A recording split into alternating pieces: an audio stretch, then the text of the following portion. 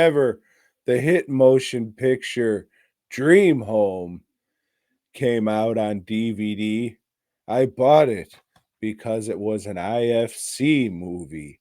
And as we talked about many, many times on the show, back in the day, not so much now, but back in the day, IFC was the place to go to for Fucking this. yeah, for sure. Yeah.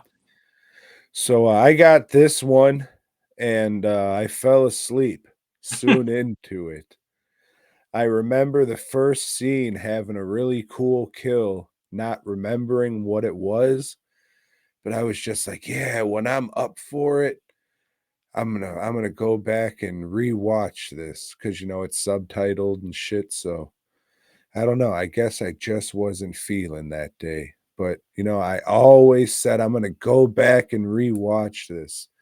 So I don't know, 12 years later, I finally did.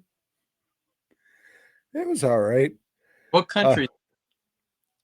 shit, Joe. One of these guys, some Asian country. I don't want to say the wrong one because I'm white. Right, right.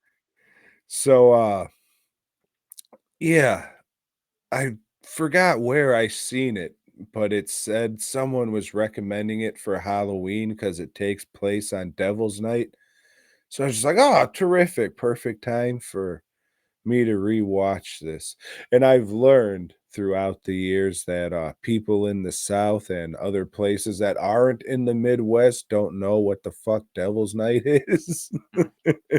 That's October 30th, the night before Halloween. That's when, you're not supposed to, but that's the night like motherfuckers get wild and do their tricking as you would, lighting cars on fire and shit. So, this takes place on Devil's Night, October 30th, or most of it. Most of the movie does.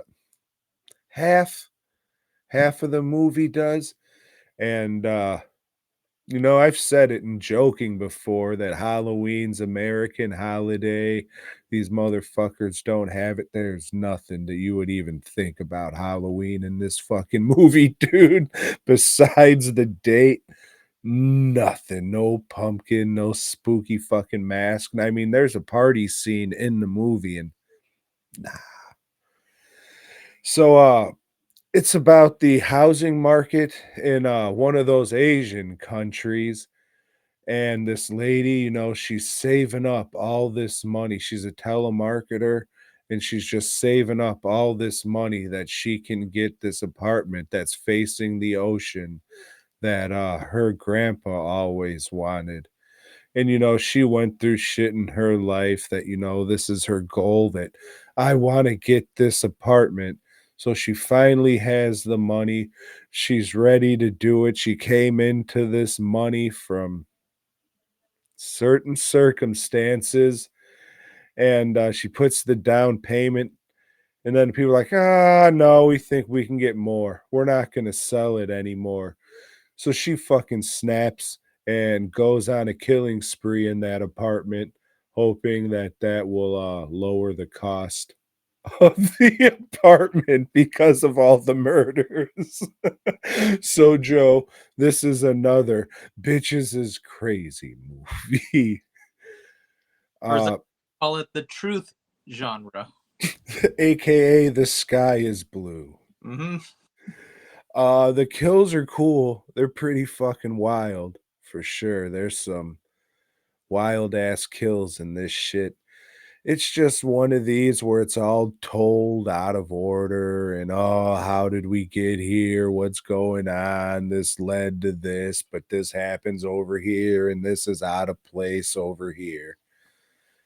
I mean, that's okay, but so many movies do that. It's just like, let's be fucking linear. Just tell the goddamn story.